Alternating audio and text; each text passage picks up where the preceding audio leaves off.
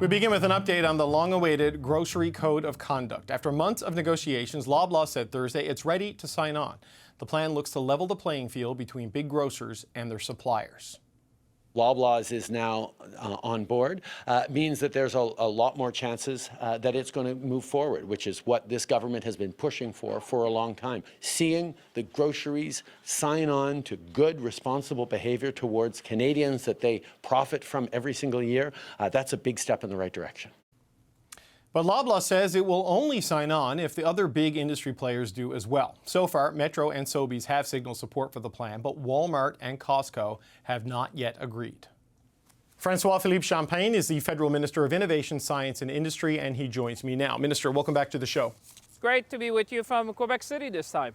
I'd like to start, if I could, Minister, with the latest developments on the Grocery Code of Conduct, with Loblaw now saying it's willing to sign on if all of its competitors do, including companies like Walmart, which have still not agreed to sign on to this. What's your reaction to this move by Loblaw? Well, first of all, it's welcome news. I mean, we've been pushing in the background, and I want to acknowledge the work done by Minister McCauley, Minister Lamontagne in Quebec, all the industry. You know, when I met with the independent grocers of Canada, they said that the Grocery Code of Conduct would be essential to bring more transparency and more fairness into the balance of power between the different actors, especially protecting the small guys. Now that Loblaws have done that, the full pressure is on Walmart and Costco now.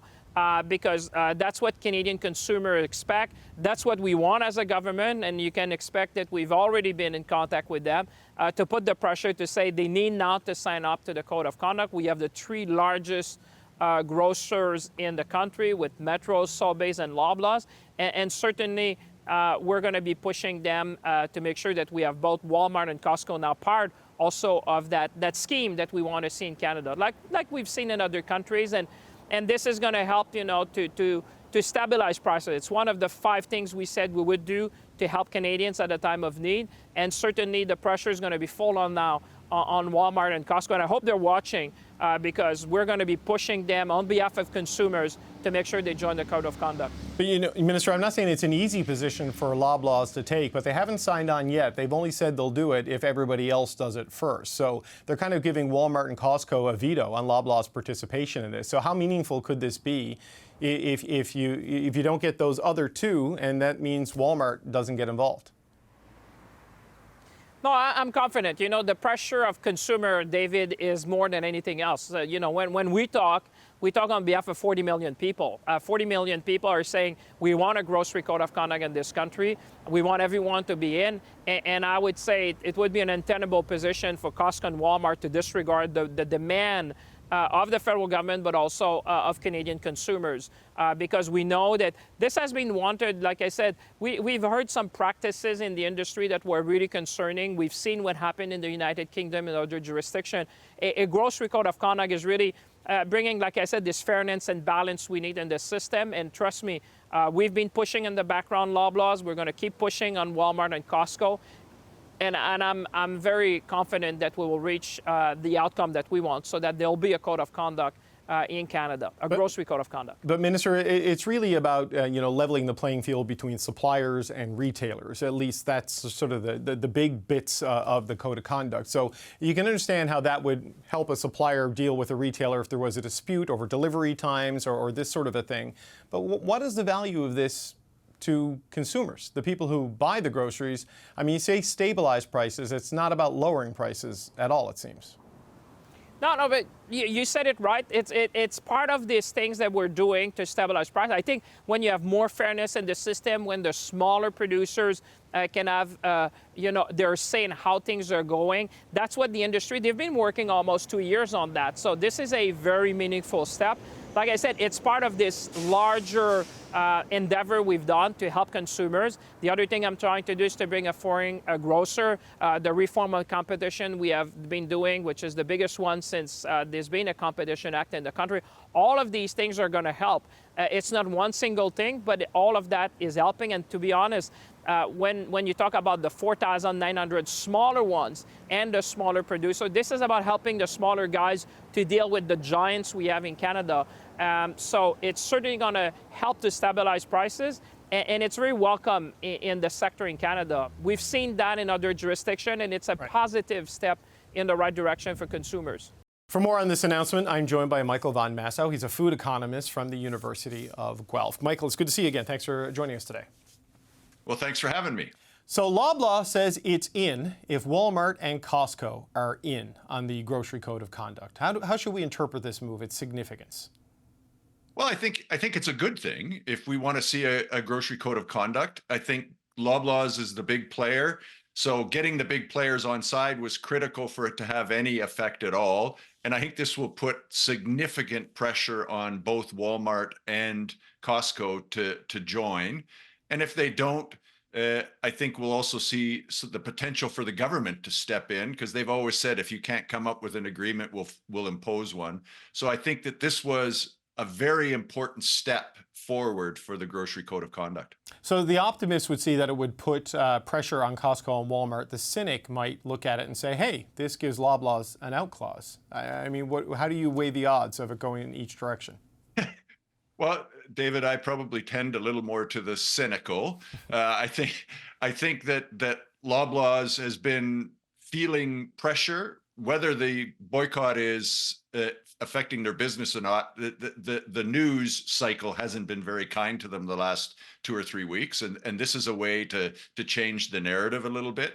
I also think that there's been some time passed, and Loblaw said, well, we've gotten some of the things we want out of this. My expectation is they've taken some of they've negotiated so it's a little more palatable to them. So it's not the same agreement it was 2 or 3 weeks ago. And so it's easier for them to accept. And frankly, I think food prices are coming down. And if they are starting to lose some margin because they've got to treat the suppliers better, it's easier to hide price increases, or it's easier to hide margin maintenance when prices are going down. They might just go down a bit slower. So yeah, I think it's a good thing that Loblaw's is doing, but I'm guessing it's not completely altruistic. Right, so it's easier for Loblaws to sort of agree to a change of things now that it's not at the peak of the price cycle, at the peak of the cost cycle, and they can sort of work it into their operations a little bit better. But you mentioned the boycott. I can't tell if this is just online noise or an actual thing that's hurting their bottom line. I mean, how do you assess the impact this boycott has had on this decision and maybe having on Loblaw's business operations? My guess is that the real impact of the boycott is relatively small, that both not very many people have participated relative to the entire population, their entire customer base. And my guess is also that it's been relatively short-lived, that it hasn't lasted for the month. Proof will be in the pudding. We'll see it. We'll see it in their next financial reporting. But it's just not good to be in the negative press for that long. So perhaps we should interpret that they're feeling it a little bit because they've taken some action. But my guess is it hasn't been cataclysmic by any stretch. Okay, so let's try to assess the meaning of this action. Like they're closer to a grocery code of conduct with Loblaw's making this move. The goal is to have it in place and up and running by the middle of 2025. It aims to initially improve the relationship between the retailers and the suppliers, the grocery stores and the people who provide them with food. But what would this even mean for me and you when we go to fill up our grocery cart? This isn't going to mean a lot for you and I as we go to fill up our grocery cart a year from now. We need to think about it. We've heard a lot of people talk about the grocery code of conduct is going to reduce food prices, but think a little bit for a second. The grocery code of conduct is going to set parameters around the relationship between grocery stores and their suppliers. Grocery stores, like Loblaw's, have significant market share, and they say to those manufacturers, if you'd like to be on our shelves, this is what we're going to require. This pricing, these listing fees, these other fees, these payment terms, and other things. If that gets reduced, which is what the grocery code of conduct does, it means that profits at Loblaw's will go down. If profits at Loblaw's go down, there are two things that can happen. The first is they just accept lower profits and drive on. That's unlikely to happen. The other one is that they'll increase their prices. It's unlikely that they'll say, okay, it's costing us more at the cost of goods sold end. So we're going to lower prices so that we even further decrease our profits. I think this is a good thing to do. It levels the playing field for the smaller, particularly independent grocers. But I'm not optimistic that it will give us much relief from high food prices. Now, we're seeing food prices go down, and we'll probably all say, oh, look, the grocery code of conduct is working, but it's not coming in for a year. And just the mechanism of the grocery code of conduct, I'm not optimistic it will bring prices down further.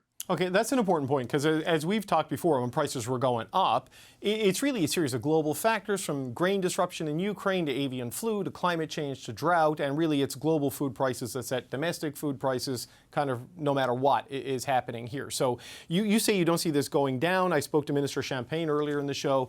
He sees this as something that will help stabilize prices. Does it do that, or is it just kind of price neutral for people when they buy things off the shelf? I think it's relatively price neutral. I think it's good for competition. It will help some of those smaller independent grocers or the regional chains.